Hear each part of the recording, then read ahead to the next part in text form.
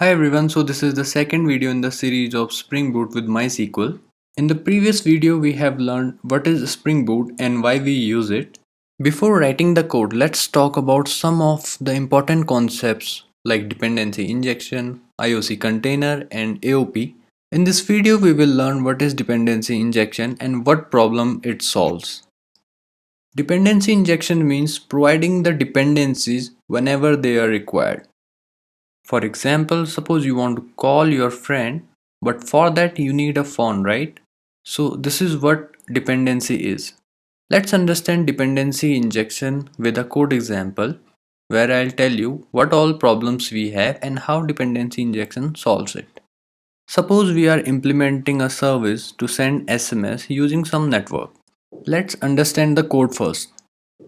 We have one class named SMS service. Inside that we have one method that is send SMS.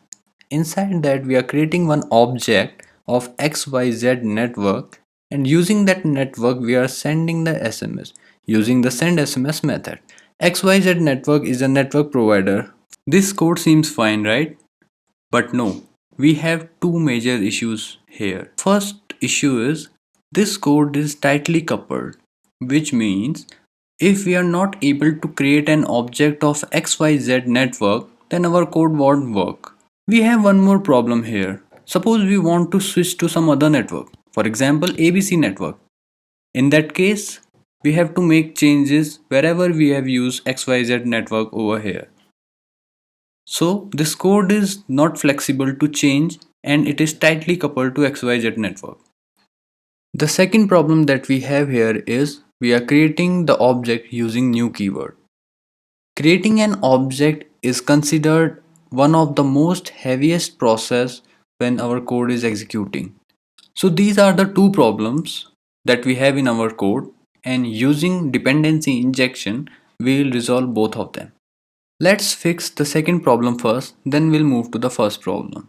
Now we are sending the XYZ network in the parameter list. So now we are not creating this XYZ network object in our code. That means the new keyword is not used here. But if it is not used here, that means somewhere we are using new keyword, right? But no.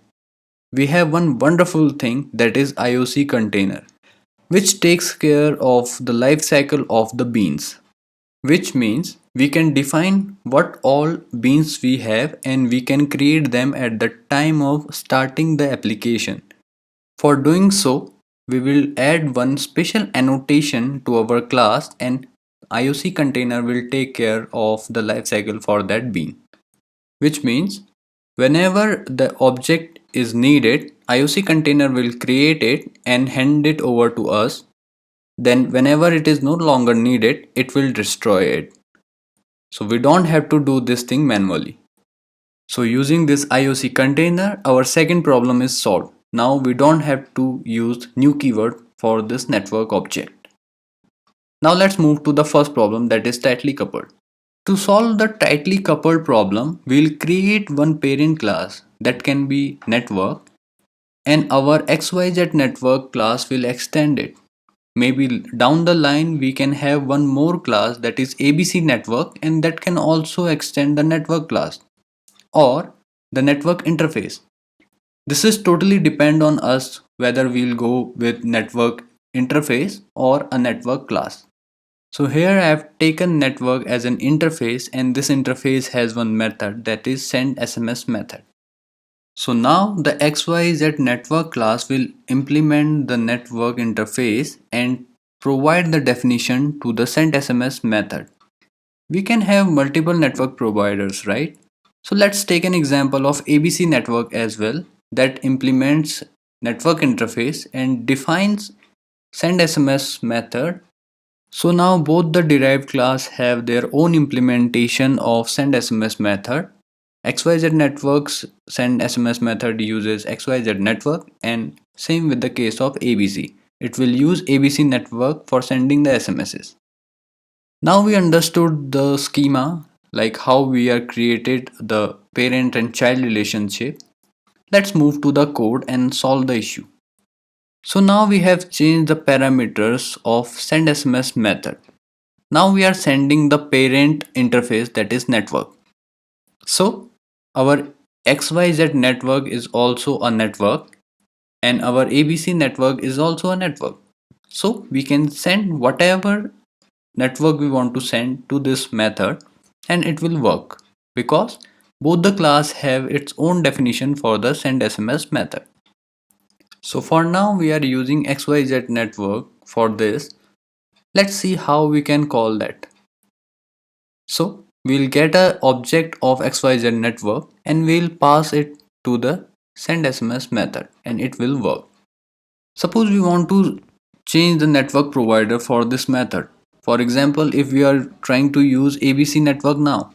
So in that case, because we have network interface there and our ABC network class also implements that network, so we can simply change the parameters to the send SMS method and it will work. So this is the dependency injection. We are sending the dependency whenever is required. Due to this, the first problem of tightly coupled is also resolved. So now we have fixed both the problem, that is tightly coupled, and we have fixed the new keyword issue as well. So let's talk about the conclusion. What benefit we get out of it? So the first point is, now our code is loosely coupled, that is not dependent on one type, that is XYZ network. If we pass XYZ network or ABC network, in both the cases it will work fine. And the most important thing is, now our code is flexible to the change. Because in the real development, we will have a lot of changes once we write some code, right? So our code is now flexible. So we have learned what is dependency injection in detail, and we'll implement dependency injection in upcoming videos. So in the next video, we will learn what is aspect oriented programming and why it is required.